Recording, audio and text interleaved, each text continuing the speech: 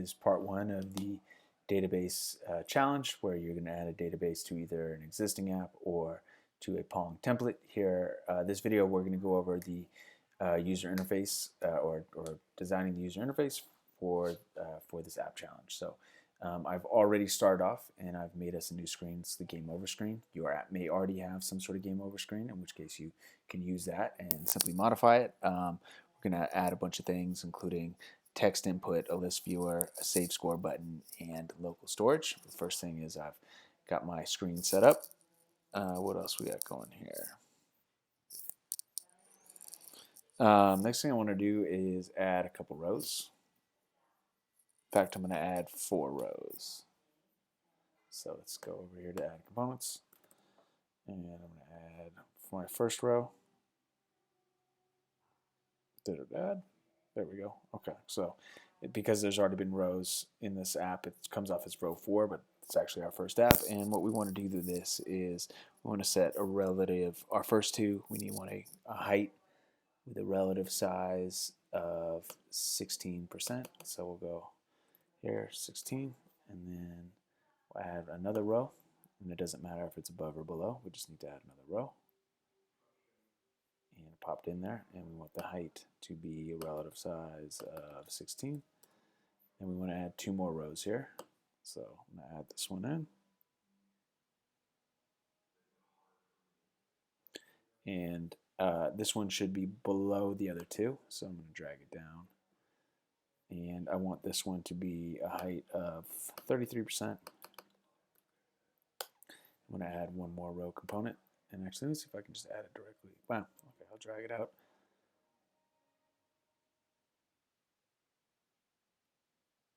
And I want it to actually be at the bottom, so I'm going to drag it down here. Even though it's technically already just taking up 33%, I want to just do some good coding practice and make sure it's set that way. Okay, so we've got 4 rows set up, and in row 1, I actually want to add a label that's going to indicate that the game's over. So I'm going to put that up here. I'm going to rename it the game over label, and I'm going to change the text. So game over label and game over, and I want the text to look a little cooler than this, so maybe we'll make this a little bigger, about 24, and let's make it bold. Alrighty, so we've got that, and then I want to add a button, which is the added here in row 4, and this will be the restart button or play again button.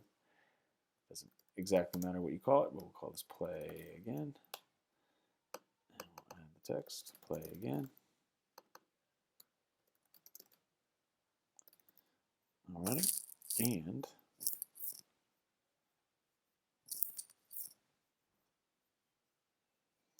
okay, we want to add a couple more things here. So we want actually a text input into our 3rd row down. For me, it's row 6.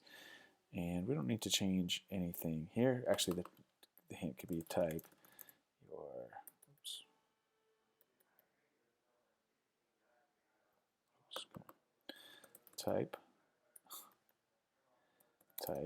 your, oh, this is giving me some trouble today.